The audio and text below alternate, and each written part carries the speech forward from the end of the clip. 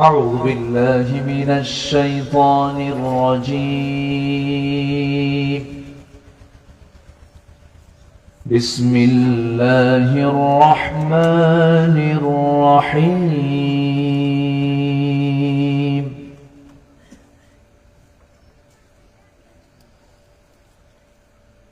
والضحى والليل إذا سجى ما ودعك ربك وما قلى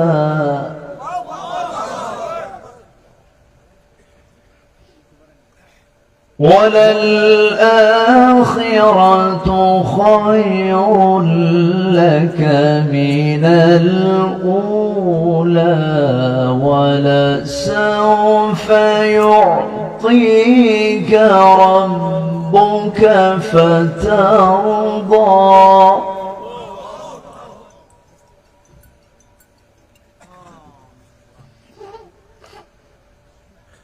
ألم يجدك يتيما فآوى ووجدك ضالا فهدى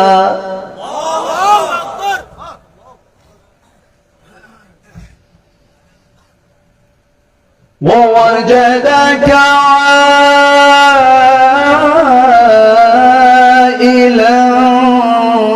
فأغنى فأما اليتيم فلا تقهر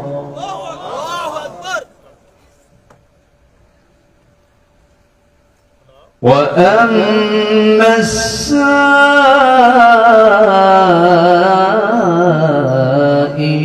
فلا تنهر وأما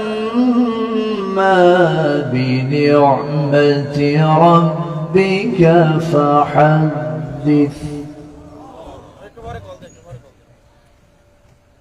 صدق الله العلي العظيم.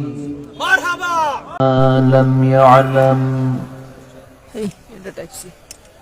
فسبحان الذي لا يحصى امتنانه باللسان ولا بالقلم. نشهد أن لا إله إلا الله وحده لا شريك له ونشهد أن سيدنا وحبيبنا ومولانا محمدا عبده ورسوله الذي أرسله بالحق بشيرا ونذيرا وداعيا إلى الله بإذنه وسراجا وقمرا منيرا. فقد قال الله تعالى في كلامه المجيد وفرقانه الحميد: أعوذ بالله من الشيطان الرجيم. بسم الله الرحمن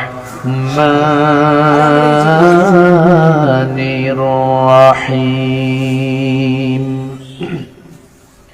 إن الله وملائكته يصلون على النبي يا أيها الذين آمنوا صلوا عليه وسلموا تسليما. اللهم صل على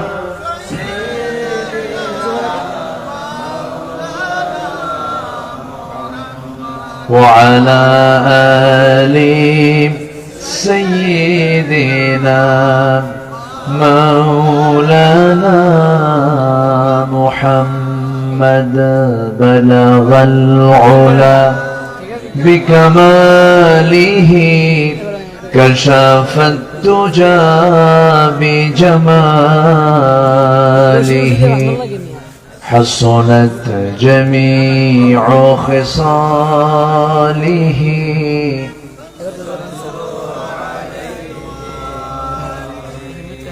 سراج الملة تمهي فخر دو عالم دلبار مولاه شريف الأنبياء نسخا كل أديان ذره بلغ العلا بكماله كشف الدجى بجماله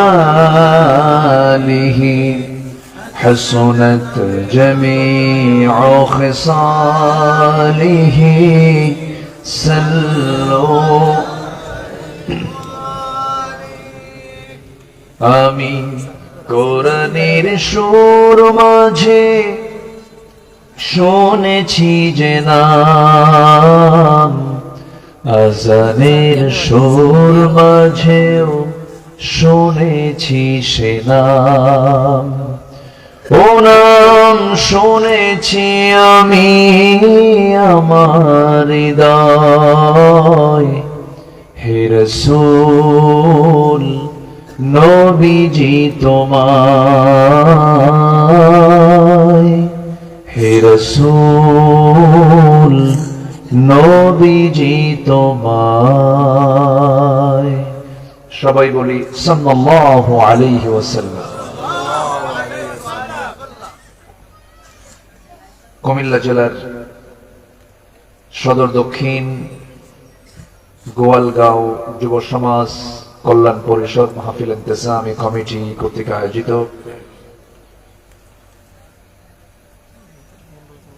আজকের এই মহৎ আয়োজনের তাফসীর মাহফিল 2025 মহৎ আয়োজনের সম্মানিত সুযোগ্য সভাপতি জনাব কাজী নূর আলম, আজকের মাহফিলের বরেণ্য অতিথিবৃন্দ, বিশেষ করে আমার পূর্বে কথা বলেছেন মুহতারাম মাওলানা শফিকুল আলম হেলাল, কথা বলবেন? জি আচ্ছা। কথা বলেছেন মুহতারাম মাওলানা হিফজুর রহমান নাঈম। আজকের মাহফিলের যিনি প্রধান আকর্ষণ, প্রধান মেহমান,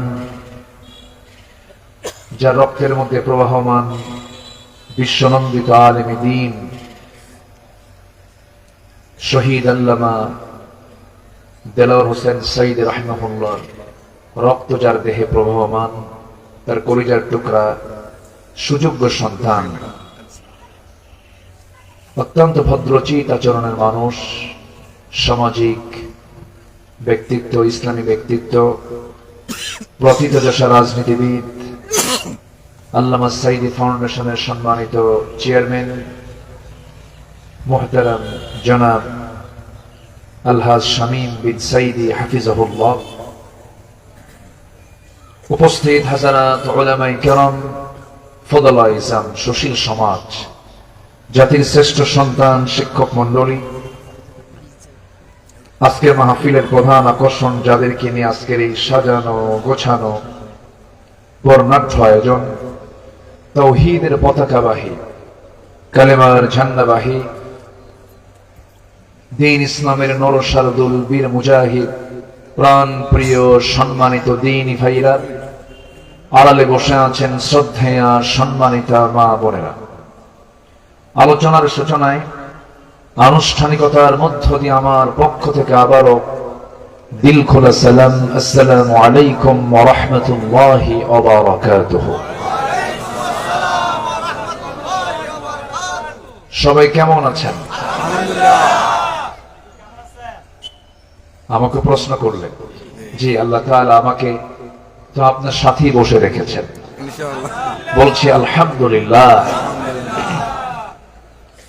আমরা স্বস্তির নিঃশ্বাস ফেলতে পারছি, আমরা মুক্ত মনে কোরআন শুনতে এবং বলতে পারছি। স্বাধীনতার 53-54 বছরে এমন সুন্দর অনুকূল পরিবেশ আমরা কখনো পাইনি। শুধু 16 বছর না, এর আগেও 80-র দশকে, 70-র দশকে, 90-র দশকেও এই সমস্ত তাফসীর মাহফিলকে কেন্দ্র করে বহু ষড়যন্ত্র হয়েছে। এখনো যে একটা মহল লেগে নাই তা না, বাম চক্র সর্বদা সক্রিয়, এটা মাথায় রাখতে হবে। বাম চক্র সর্বদা সক্রিয়, এরা লেগেই থাকে।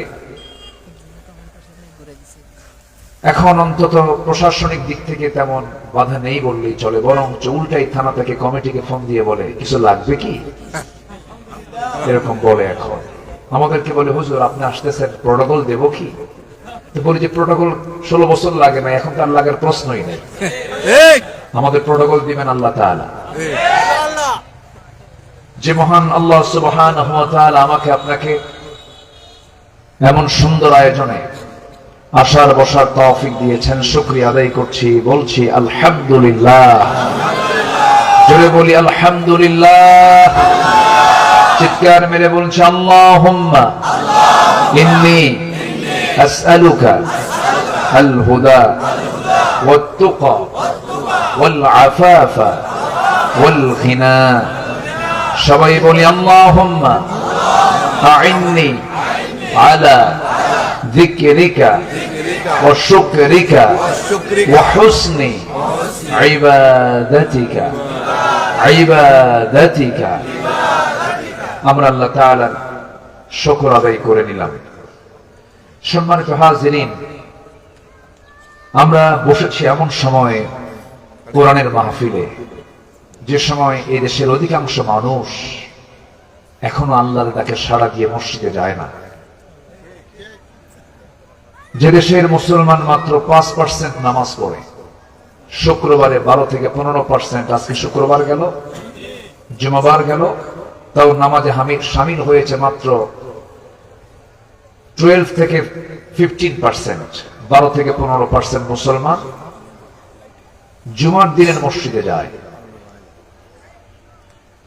জুমার নামাজ পড়ার জন্য যায়। আর বাকি যে বিশাল একটা গোষ্ঠী সংখ্যা নামাজই পড়ে না। এটা কি ইতিবাচক দিক না নেতিবাচক দিক? নেতিবাচক দিক, চরম একটা অপরাধ কিন্তু এটা। এরপরে এদেশের যে যুব সমাজ, একটা রাষ্ট্রের নাগরিকের ভিতরে গুরুত্বপূর্ণ একটি টিম হচ্ছে যুব সমাজ, একটা গোষ্ঠী। এটা যুব সমাজ যেদিকে যায়, রাষ্ট্র সেই দিকে চলে যায়। তার বড় একটা প্র্যাকটিক্যাল চিত্র আমরা দেখেছি এই তো 36শে জুলাই পর্যন্ত। কি ঠিক কিনা? তাহলে যুব সমাজের একটা গুরুত্ব, শিশু থেকে বুড়া পর্যন্ত যে টাইমটা 25 থেকে 40 অথবা 17 থেকে 30, এই টাইমটার এই বয়সের যারা মানুষ, এদের গুরুত্ব সমাজে সবচেয়ে কম না সবচেয়ে বেশি? সবচেয়ে বেশি। তারা সচল থাকে, সব দিক থেকে তারা তখন মজবুত থাকে। এই বিশাল একটি অংশ আজকে মাদকাসক্ত। এলাকায় মনে হয় নাই এগুলো। আচ্ছা, আমি কি কথা বলবো? কোনো সমস্যা নাই তো?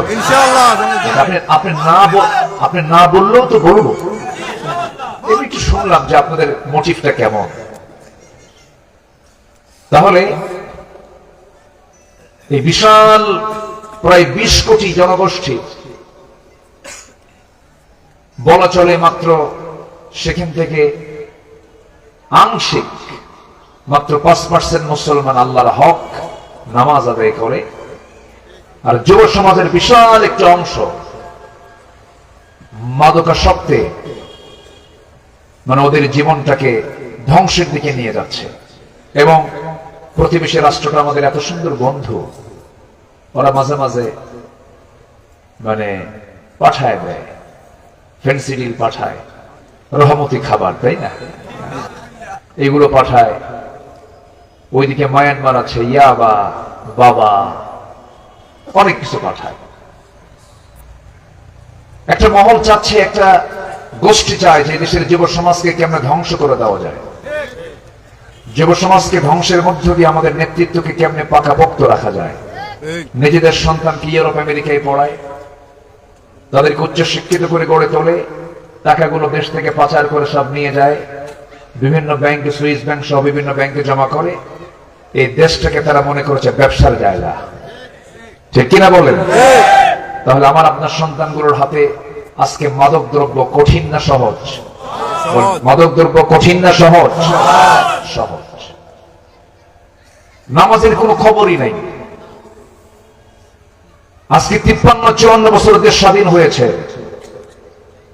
যারাই ক্ষমতার মসনদে ছিলেন সবাই মুসলিম সমাজের ছিলেন, তাদের ধর্মের নাম ইসলাম, কিন্তু জাহান্নাম থেকে বাঁচানোর জন্য যে ন্যূনতম একটা কাজ, নামাজের ব্যাপারে একটা মেসেজ এই জাতি কখনো নেতাদের কাছ থেকে পায় নাই। তাহলে যে নেতৃত্ব আমাকে জাহান্নাম থেকে বাঁচাবে না, সেই নেতৃত্বের মুখে আমরা জুতা মারি। আসতে কন কেন? সেই নেতৃত্বের মুখে আমরা থুতু দেই। মানব না আমরা। ভুল করেছি বহু, শুধু মিছের কথা কয়। কি কয়? দেখেন এক নেত্রী, দল হলো অনিসলামী, ইসলামী দল না, একটা অনিসলামী দলের একজন নেত্রী প্রধান, তিনি বললেন আগামী নির্বাচনে ক্ষমতায় গেলে আমরা মদিনার সনদে দেশ চালাবো। এটা শয়তানও বিশ্বাস করবে না। কইছিল না এই কথা? মদিনার সনদে দেশ চালাবো। মদিনার সনদে দেশ চালায় নাই, মোদির সনদে দেশ চালিয়েছিল। কার সনদে? শুধু দুন্ত নয়, কেন না বাদ, মোদির সনদে দেশ চালাইছে। ঠিক আছে, চালাইছে তো, এই জন্য এখন উনি ওখানে বসে আছেন। যান। সম্মানিত ভাইয়েরা,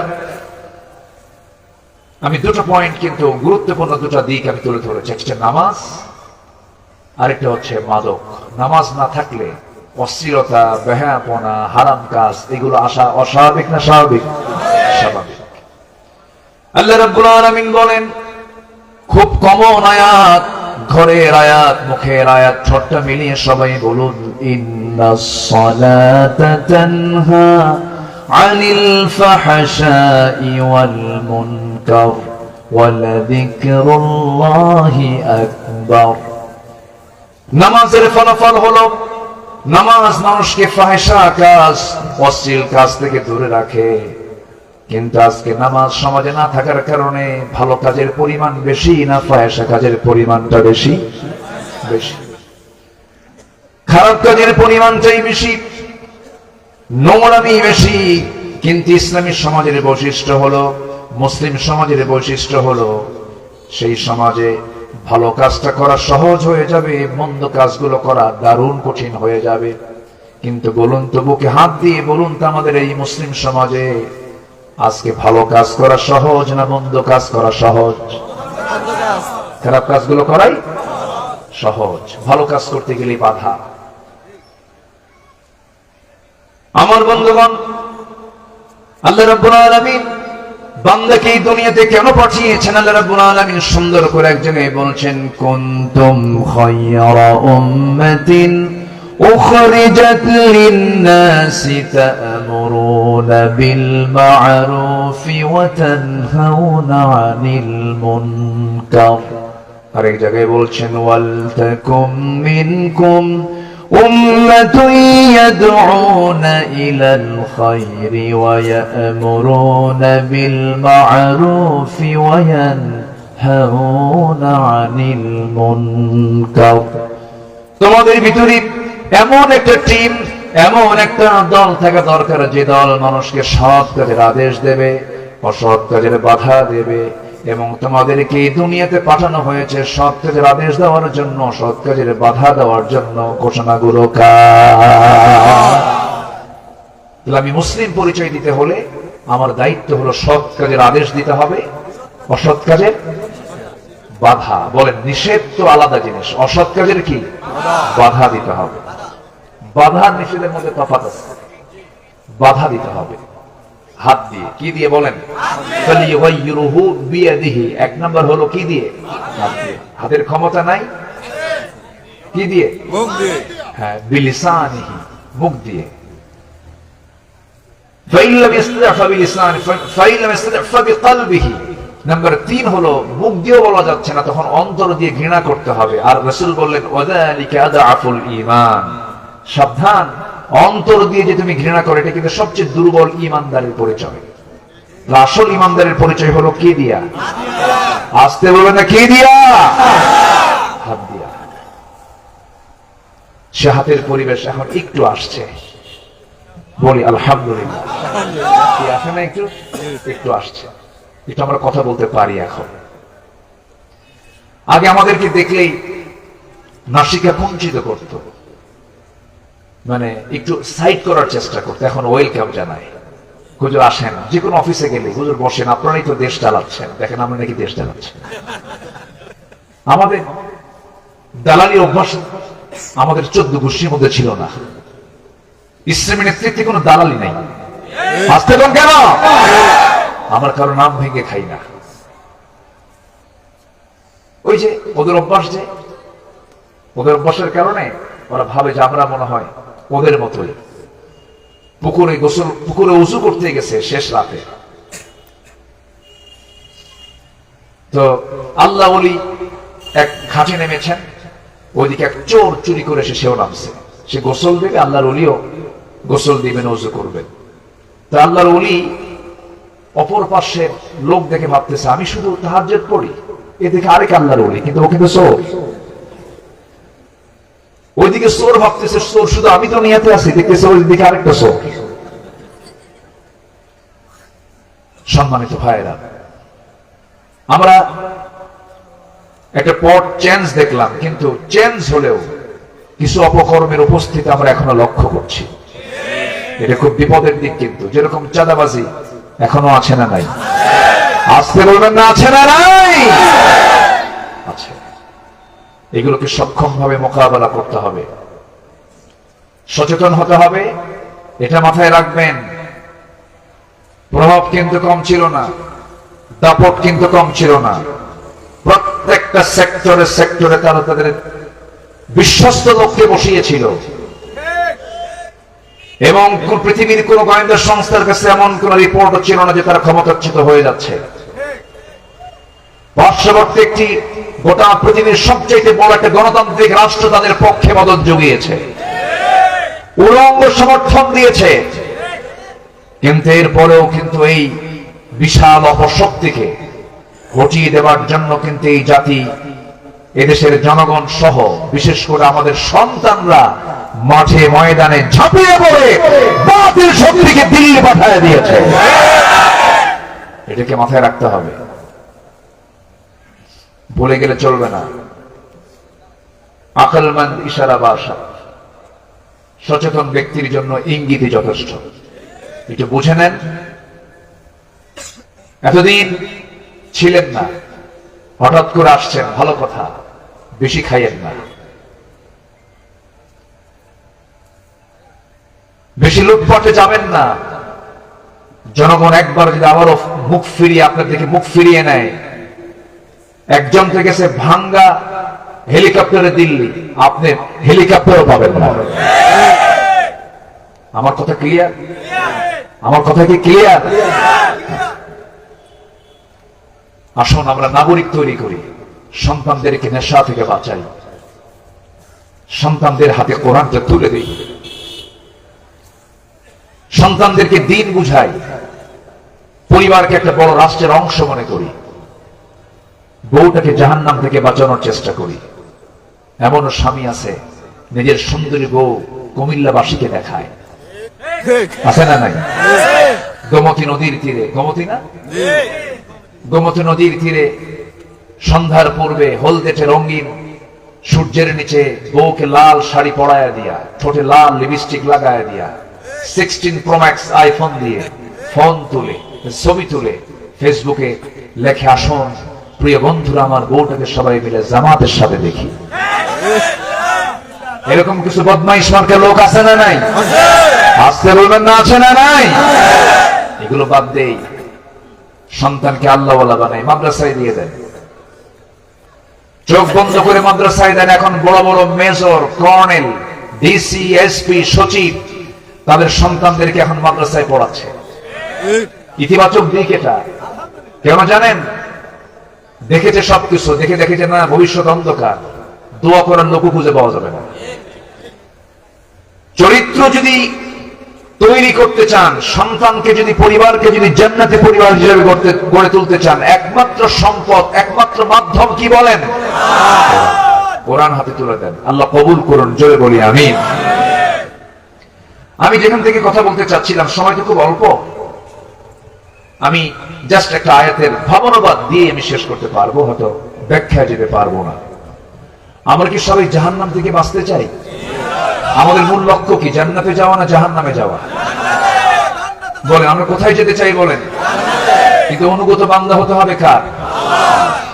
আল্লাহ রাব্বুল আলামিন বলেন, ইয়া আইয়াতুহান নাফসুল মুতমাইন্নাতু ইরজিই ইলা রাব্বিকি রাদিয়াতাম মারদিয়াহ ফাদখুলি ফি ইবাদি ওয়াদখুলি জান্নাতি।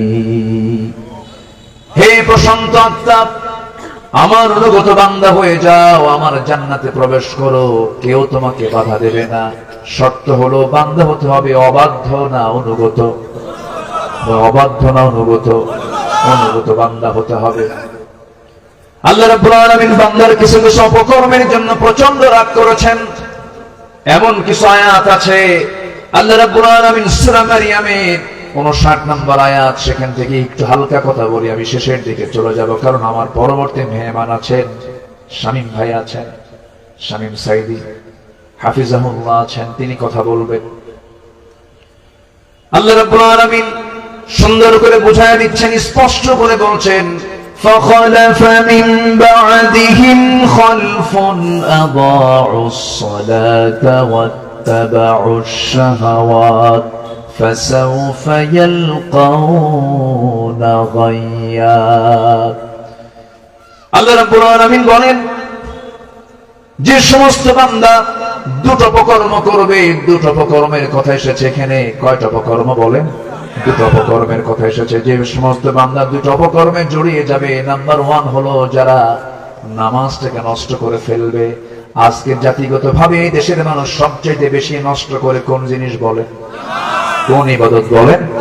নামাজ। নামাজ নষ্ট করে ফেলেন।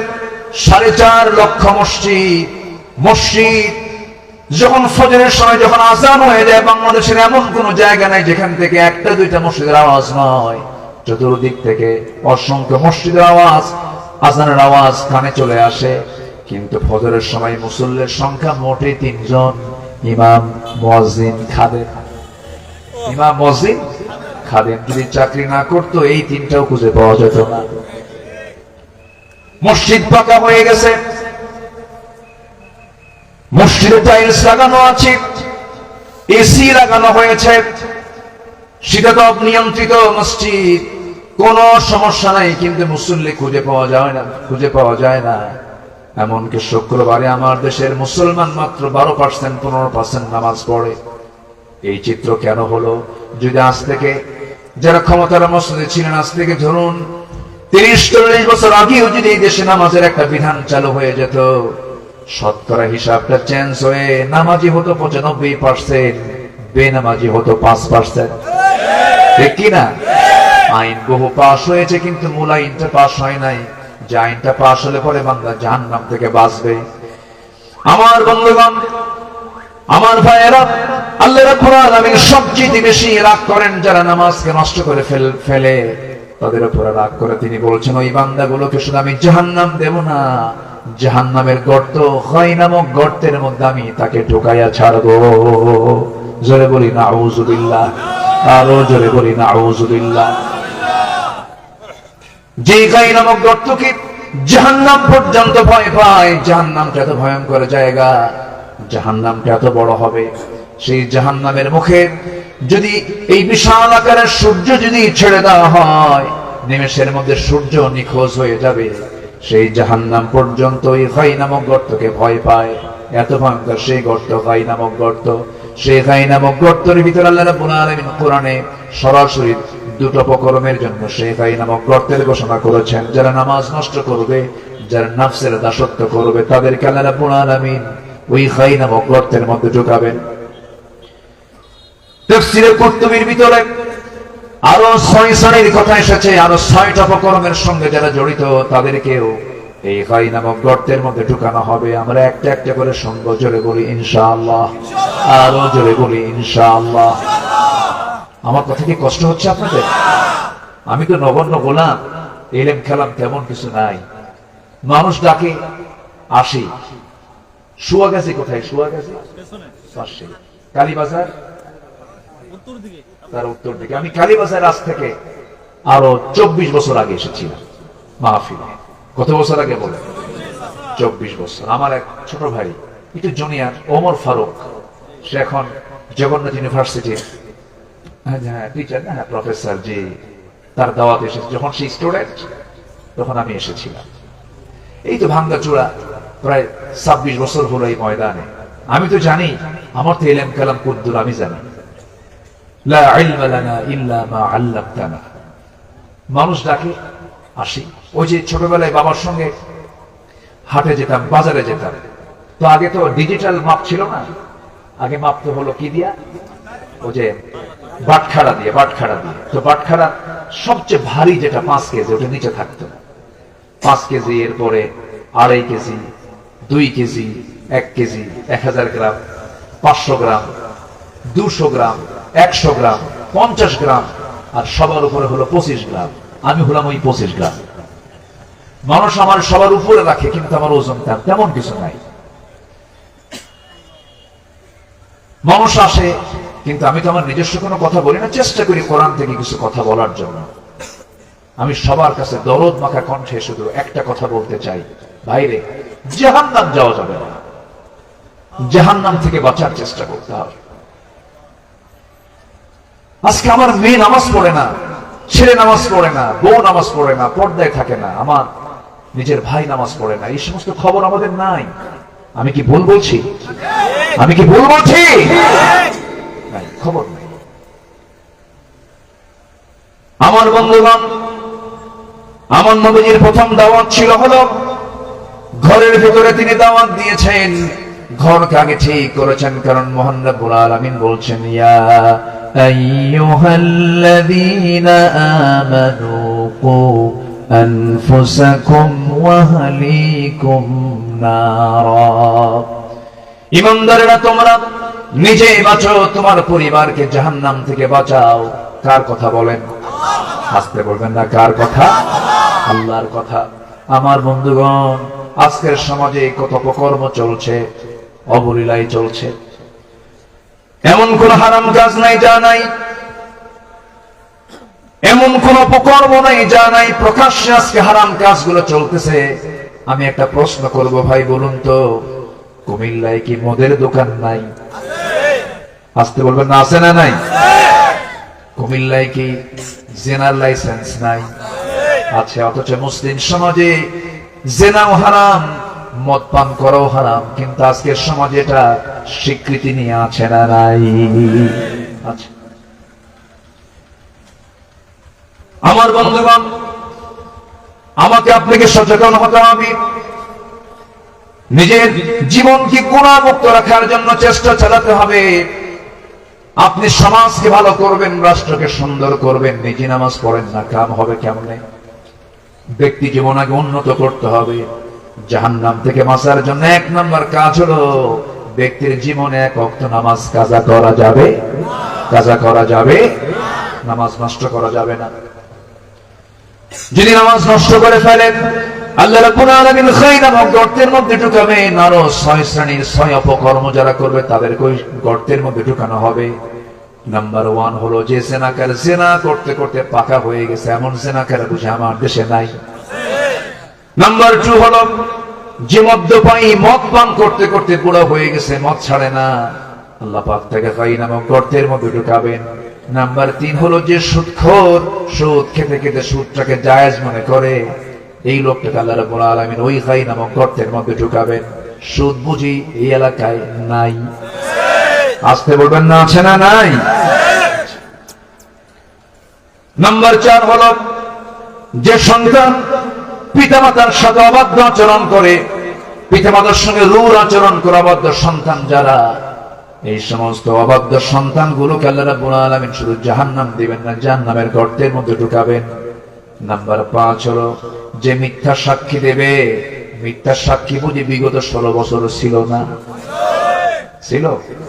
এই যে বিডিআরের যে নওজওয়ানরা, আহা 16 বছর এই পিলখানার যে বিডিআর হত্যাকাণ্ড হলো, কোন অপরাধ ছিল না, না শেষে বিনা অপরাধে তাদেরকে আটকিয়ে রেখেছিল, সম্পূর্ণ সাজানো নাটক তৈরি করে মূল আসামিরা ধরা ছোঁয়ার বাইরে। আসতে গান কেন? এই 16 বছরকে আপনি ফিরিয়ে দিতে পারবেন? অন্যায় করে এই 16 বছর এই যে বিডিআর যারা চাকরি করত, যাদেরকে জেল খাটালো, এই লোকগুলো তাদের স্ত্রী হক আদায় করতে পারেনি, সন্তানের হক আদায় করতে পারেনি, পরিবারের হক আদায় করতে পারেনি। এই হক লঙ্ঘিত করার অপরাধ হচ্ছে তাকে জাহান্নামে যেতে হবে। কালকে একটা সাক্ষাৎকার দেখলাম, এক বিডিআর কর্মকর্তার এক সাক্ষাৎকার পেলাম, চোখের পানি ফেলে ফেলে কাঁদতে, স্যার বলতেছে আমার তো জীবন শেষ হয়ে গেছে, আমি এখন বের হয়ে করবো কি? আমার তো লাইফ শেষ। আবার অনেক বিডিআর নওজওয়ানের বউ চলে গেছে, সন্তান দিক বিদিক চলে গেছে, সংসার বিচ্ছিন্ন হয়ে গেছে। শুধু এই দিক, কোন দিকে জ্বালায় না এরা? আল্লাহ পাক একটা প্রাণীর উদাহরণ দিয়েছেন, কোরআনে তো বহু মিসাল আছে। একটা মিসাল দিয়ে তিনি আল্লাহ পাক মশা নাম টেনেছেন। মশার আরবি হচ্ছে বাউদাতান। তো এই মশার আল্লাহ পাক একটা এক্সাম্পল দিলেন সূরা বাকারার 26 নম্বর আয়াতে। ওই দিকে আবার কাফেররা বলল, মুহাম্মদ তোমার আল্লাহর কাম নাই, কাজ নাই, কোরআনের মতো কিতাবের মধ্যে আবার মশার উদাহরণ দেওয়ার কি দরকার? ওরা তো সব জায়গায় ভুল ধরার চেষ্টা করতো, কিন্তু মশার উদাহরণ যে আল্লাহ দিয়েছেন, অবশ্যই এর মধ্যে শিক্ষা আছে না নাই বলেন তো? আল্লাহ রাব্বুল আলামিন বলেছেন, ইন্নাল্লাহা লা ইস্তাহি আন ইয়াদরিবা মাসালান মা বাউদাতান ফামা ফাওকাহা فأما الذين آمنوا فيعلمون أنه الحق من ربهم وأما الذين كفروا فيقولون ماذا أراد الله بهذا مثلا يضل به كثيرا ويهدي به كثيرا وما يضل به إلا الفاسقين جنبون الله أكبر আল্লাহ রাব্বুল আলামিন মশার উদাহরণ দিয়েছেন। আজকে সেই আধুনিক তথ্য প্রযুক্তি জ্ঞান বিজ্ঞানের চরম উৎকর্ষ সাধনের যুগে এই মশা এক্সাম্পল আল্লাহ রাব্বুল আলামিন এটা আরো মজবুত করে বুঝিয়ে দিয়েছে বিজ্ঞান। আমার বন্ধুগণ, যদিও মশাটা দেখতে ছোট, কিন্তু এর মধ্যে অনেক শিক্ষা আছে। নাম্বার 1, মশা যখন কারো দেহে বসে, খেতে যখন বসে, মশা কামড় মারলে টের পাওয়া যায় নাকি? প্রথমে টের পাওয়া যায় না, খাওয়া শেষ এরপরে টের পাওয়া যায় যখন উঠতে নেয়। কেন জানেন? মশা যখন কোন চামড়ায় বসে তখন আগেই কামড় দেয় না, আগে চতুর্দিকে আগে অবশ করে নেয়। এটাকে অবশ করাকে মেডিকেলের ভাষায় কি বলে? অ্যানেস্থেসিয়া। এই তো ডাক্তাররা বসে আছে, অ্যানেস্থেসিয়া করে, এটাকে আগে অবশ করে। অ্যানেস্থেসিয়া হয়ে যাওয়ার পর চতুর্দিকে যখন অবশ হয়ে গেল, এরপরে আস্তে আস্তে করে তার ভুলটা ফুটায় আর বুঝায়, সলিমুন ভিতর 14 গোষ্ঠী টের পাবে না। আল্লাহু আকবার বলবেন না? তো মানুষ যখন কোন রোগীকে, ডাক্তার যখন রোগীকে অবশ করতে নেয়, কত প্রিপারেশন নেওয়া লাগে, টিম বসে, কত কি বসে। আর সে মশা সে নিজেই তার খাদ্য আহরণের জন্য অ্যানেস্থেসিয়া করে এরপর অবশ করে দিয়ে দিল ঢুকায়া। পরিমাণ মতো যদি খায় তাহলে সমস্যা নাই, তাহলে আর ধরা পড়ে না। কিন্তু কিছু কিছু মশা আছে হুঁশ নাই, বেহুশ কিছু মশা আছে না, বেহুশ কিছু মশা আছে খাইতে ইচ্ছা থামাথামি নাই, খাওয়ার পরে যে উঠবে এই শক্তিও নাই। যে বেশি খায় তার মরণ কি আগে না পরে? আগে। 16 বছর যারা ক্ষমতার মসনদে ছিল তারা কম খাইছে না বেশি খাইছে? কম খাইছে না বেশি খাইছে? এই জন্য মরছে পরে না মরছে তাড়াতাড়ি? তাড়াতাড়ি মরেছে। উদাহরণ কি ঠিক আছে? আছে, ঠিক আছে। এই মশা কামড়ায় পুরুষ মশা নয়, স্ত্রী মশা কামড়ায়। বাউদাতান, স্ত্রীলিঙ্গ আল্লাহ পাক এখানে সেট করেছেন। স্ত্রী মশা কামড়ায়। আমার মশা যখন কামড় মারে, শীতের রাতে ঘুমিয়ে পড়েছেন, আপনি bedroom, drawing room, dining room, kitchen room সব দেখলেন, একটা মশাও নাই, নেটিং করা আছে, আপনি মশারি টাঙান নাই। ঘুমিয়ে পড়ার 10 মিনিট পার না হতে এই অন্ধকারকে ভেদ করে আপনার কারের কাছে মশা হাজির। সারেগামা পাধানিসা, কি ঠিক কিনা? কেমন করে সে টের পেল? আপনার চোখ খুঁজে পেল না। কেমন করে মশা আপনাকে খুঁজে পেল? সায়েন্স বলতেছে 75 ফিট দূর থেকে একটা মশা টের পায় কোন জায়গায় সলিমুদ্দি বসে আছে। আল্লাহু আকবার। আমার বন্ধুগণ, এই মশা একটি দুর্বল চোখে, খাটো চোখে দেখার কোনো সুযোগ নাই। আমার বন্ধুগণ বলুন তো, মানুষ মশারি টাঙায় না, মশা মশারি টাঙায়? তাহলে বলেন অসহায় কে? বলেন অসহায় কে? কার কাছে? আমার বন্ধুগণ, আবার এই মশাটা আপনার কানের কাছে এসে, নাকের ডগায় এসে যে আওয়াজটা করতেছে, সারেগামা পাধানিসা, ভন ভন ভন ভন যে আওয়াজ করছে, এটা মুখের কোনো আওয়াজ নয়, এটা হলো পাখার আওয়াজ। পাখা নড়ে। পাখা কি হয়? নড়ে। ওরে আর পাখা নড়ে। বিজ্ঞান বলতেছে প্রতি সেকেন্ডে একটা মশা তার পাখার ঝাপটা নড়ায়, তার পাখাটা নড়ায়, ঝাপটান মারে প্রতি সেকেন্ডে, একবার দুবার নয়, 500 থেকে 600 বার। আল্লাহু আকবার বলেন। 500 থেকে 600 বার একটা মশা তার পাখা নড়ায় প্রতি সেকেন্ডে। পৃথিবীতে আজ পর্যন্ত কোন মেশিন আবিষ্কার হয় নাই যা মশার পাখার চেয়ে দ্রুত গতিতে ঘুরতে পারে। উদাহরণ কি ঠিক আছে? ঠিক আছে। নাম্বার 4 হলো, এই দুনিয়াতে একজন বদমাইশ কাফের কামড় খেয়ে বিদায় নিয়েছে মশা। সেই লোকটার নাম কি বলে?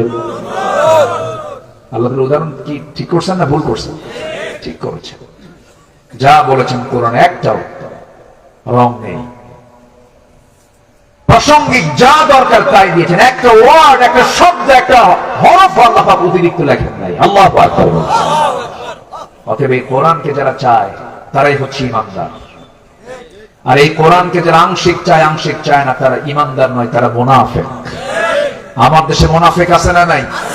তারা নামাজ পড়তে চায় কোরআন দিয়ে, হ্যাঁ নামাজ পড়তে চায় কোরআন দিয়ে, রোজা রাখতে চায় কোরআন দিয়ে, কিন্তু সমাজ রাষ্ট্র গঠন করতে চায় কোরআন ছাড়া মানুষের তৈরি করা আইন, এবং এরকম বলে ফেলে কোরআনের সাথে রাষ্ট্রের কোনো সম্পর্ক নাই, তাদের নতুন পরিবার আনতে হবে মুসলমান। যারা বলে এই জাতীয় কথা, রাসূলকে শুধু নামাজে মানবো, রোজায় মানবো, রাষ্ট্রে নয়, এরা উম্মত নয়, এরা ভণ্ড, এরা প্রতারক। এদের জন্য কোনো সুপারিশ নাই। সুপারিশ করবেন না মুহাম্মদ সাল্লাল্লাহু আলাইহি ওয়াসাল্লাম। কোরআন রাষ্ট্রে আসুক, সবাই কি চান? আস্তে বলো, সবাই কি চান?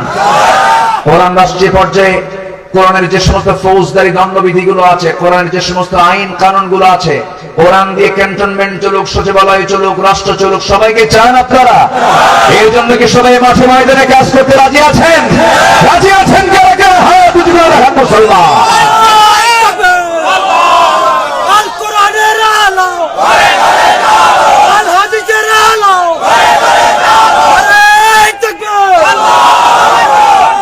আল্লাহ কবুল করুন। জোরে বলে আমিন। আরো জোরে আমিন। সূরা মারিয়াম আয়াত নাম্বার 59, যেখানে আল্লাহ পাক বলছেন গাই নামক গর্তের মধ্যে ঢুকাবো হলো দু শ্রেণীকে, একটা হচ্ছে যারা নামাজ নষ্ট করবে, আর একটা হচ্ছে মন যা চায় তাই করবে। যুবকরা, মন যা চায় তাই করতে হবে না আল্লাহ যা চান তাই করতে হবে? মন যা চায় না আল্লাহ যা চান?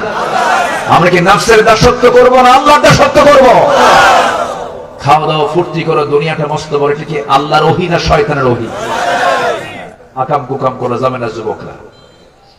রাতের বেলা চোখের পানি ফেলো, বালিশ ভিজে ফেলো, আল্লাহর ভয় ফেলো, আলিয়া নার্গিসের জন্য না। এগুলো করো না, এগুলো লস প্রজেক্ট। ফুচকা কিনবা, ফুচকা খাবা, তারপরে চুরি ফিতে যা কিনে দিবা, সব লস প্রজেক্ট। এগুলো বাদ দিয়ে দাও। বিয়ের আগে কোনো প্রেম হয় না, বিয়ের আগে হয় জেনা। সকল প্রেম করবা বিয়ের আগে না বিয়ের পরে। মাদক একটা নেশা, অবৈধ রিলেশন নারীর সাথে আরেকটা নেশা। যুবকরা শুধু মাথায় রাখো, অবৈধ জেনা এবং মাদক থেকে তুমি যদি হেফাজতে থাকতে পারো, আজকের সমাজে তোমার জন্য একটা জান্নাত অপেক্ষা করছে। এগুলো বাদ দিয়ে দাও, ইসলামের সুশীতল ছায়াতলে চলে আসো। কুমিল্লার সঙ্গে পার্শ্ববর্তী ইন্ডিয়ার বর্ডার জড়ানো তো, কিছু রুহানি ফয়াজ পায়, কি বোঝেন? কিছু রুহানি ফয়াজ পায়। আমরা তো বুঝি, এলাকায় পা দিলে টের পায় যে এলাকায় কি কি থাকতে পারে। যুবকরা, আগামী বাংলাদেশ তোমার হাতে আসতেছে। যদি বলি ইনশাআল্লাহ। কোন চাঁদাবাজ, কোন সন্ত্রাসীদের দ্বারা দেশ আমরা চলতে দেব না। আমরা একটি নামাজি সমাজ করতে চাই, আমরা একটি নামাজ ভিত্তিক একটি সমাজ করতে চাই, আমরা একটি সৎ ন্যায় কল্যাণ রাষ্ট্র করতে চাই। এবং সেটা আমাদের কোন ব্যক্তির দ্বারা নয়। বাপ দেখা শেষ, স্বামী দেখা শেষ, নেতা দেখা শেষ, আগামী দেশ কোরআনের বাংলাদেশ, এই আশাবাদ কামনা করছি।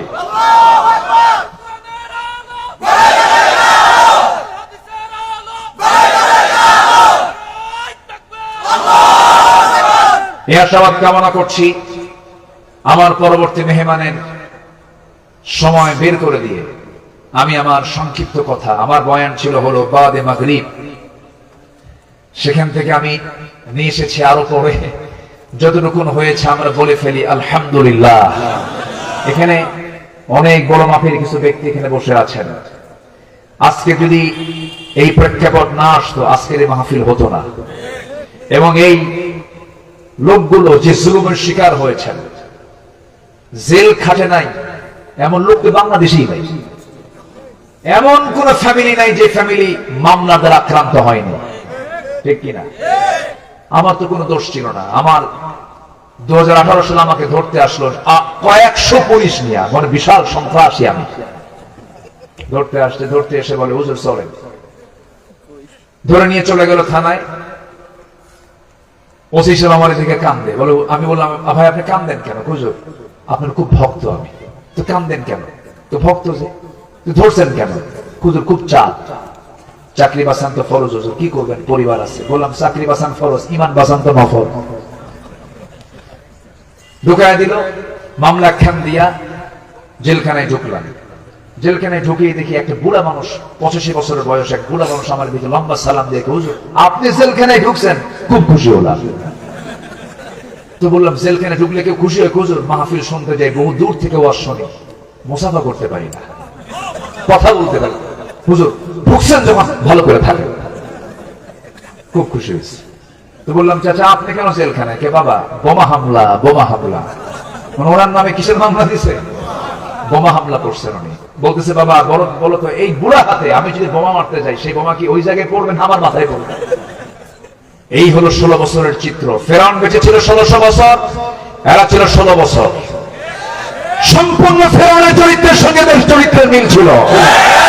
এই জন্য ফেরাউনকে মেরেছেন আল্লাহ পানি দিয়া, আর এদেরকে কয়েক সেকেন্ডের মধ্যে নিশ্চিহ্ন করে দিয়েছেন, ঠিক কিনা? আল্লাহ তুমি জাতিকে এই ইতিহাস থেকে শিক্ষা নেওয়ার তৌফিক দিয়ে দাও।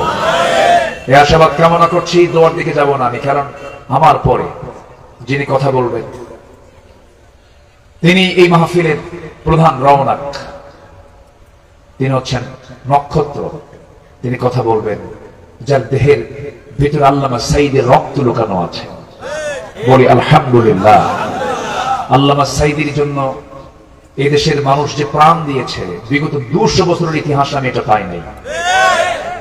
তার শুধু ফাঁসির রায় হয়েছিল, সেই দিন শতাধিক মুসলমান এদেশে শাহাদত বরণ করেছেন। এদেশের মানুষ হয়তো অনেকে বলবেন নেতাকে ভালোবাসে, অমুক নেতাকে ভালোবাসে না, এদেশের মানুষ প্রমাণ করেছে আমরা আলেমদেরকে জীবন দিয়ে ভালোবাসি। ইতিহাস রচনা হয়েছে। আমার বিশ্বাস, যে জমিনে শহীদের রক্ত ঝরেছে সেই জমিনে অবশ্যই আল্লাহর দ্বীন কায়েম হবেই হবেই হবেই হবেই ইনশাআল্লাহ। সেই জমিন আল্লাহর দ্বীন কায়েমের জন্য যদি বুকের তাজা প্রাণ ঢেলে দিতে হয়, সবাইকে রাজি আছেন? সবাইকে রাজি আছেন? একটু হাত উঁচু করে আল্লাহকে সাক্ষী রেখে দেখায় দেন।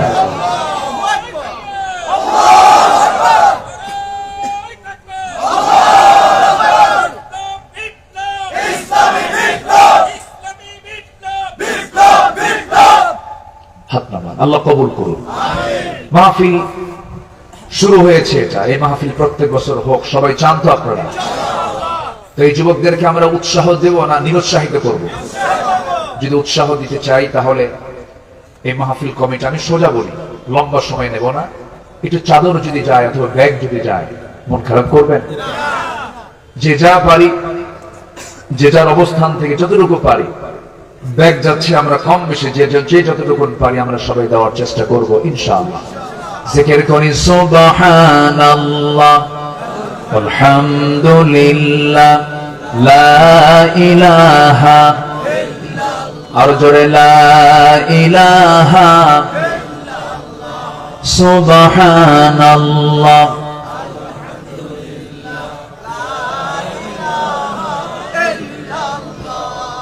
আর জোরে লা ইলাহা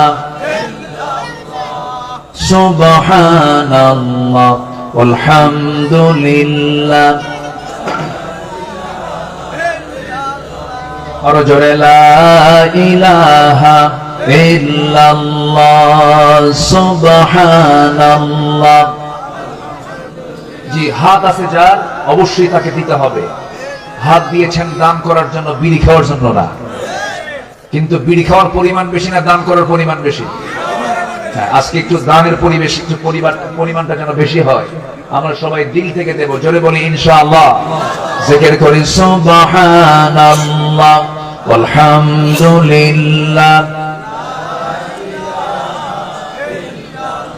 আর জোরে লা ইলাহা সুবহানাল্লাহ আলহামদুলিল্লাহ আর জোরে আল্লাহু আল্লাহ আল্লাহু আল্লাহ লা ইলাহা আর জোরে লা ইলাহা সুবহানাল্লাহ আলহামদুলিল্লাহ।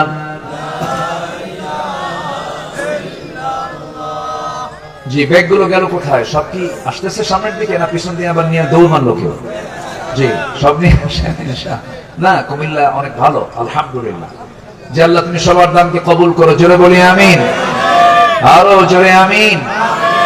সম্মানিত হাজিরিন, এই মাহফিল কি এবার প্রথম শুরু হলো নাকি স্টার্ট হলো? প্রথম। আল্লাহ তুমি বারবার এই মাহফিলকে যেন তারা বাস্তবায়ন করতে পারে, তৌফিক, এই হিম্মত তাদেরকে তুমি আল্লাহ দিয়ে দিও। জি, এই আশাবাদ কামনা করছি। আমার আলোচনার পরপরই কিছু অতিথি আছেন এখানে। আচ্ছা, অতিথি এসেছেন, সে অতিথি মহোদয় তারা, আমার মনে হয় যে ওনাকে এসে এখানে বসায় রেখে ঠিক হবে না। এর মাঝেই আজকের যে প্রোগ্রামের যারা অতিথিবৃন্দ আছেন, এই চান্স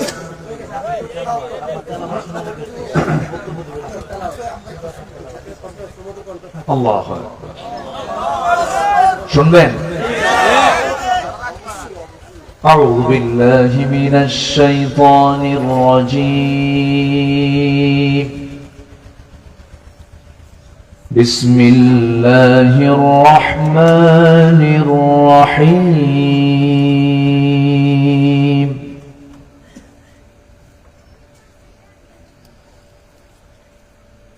والضالين والضحى والليل إذا سجى ما ودعك ربك وما قلى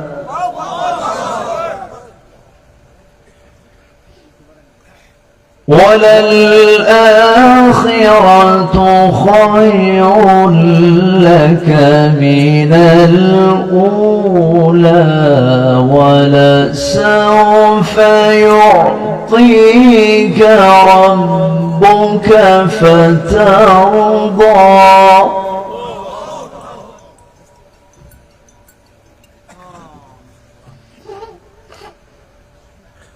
ألم يجدك يتيما فآوى ووجدك ضالا فهدى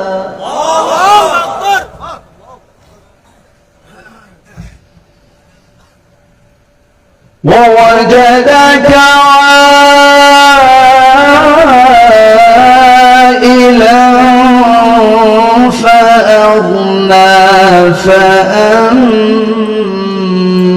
اليتيم فلا تقهر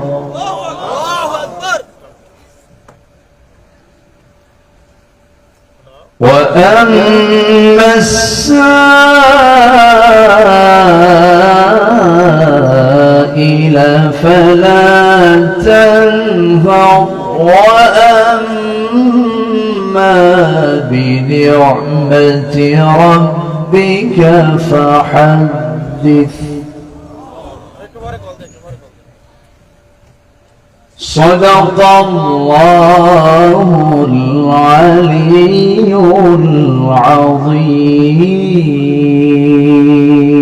العظيم مرحبا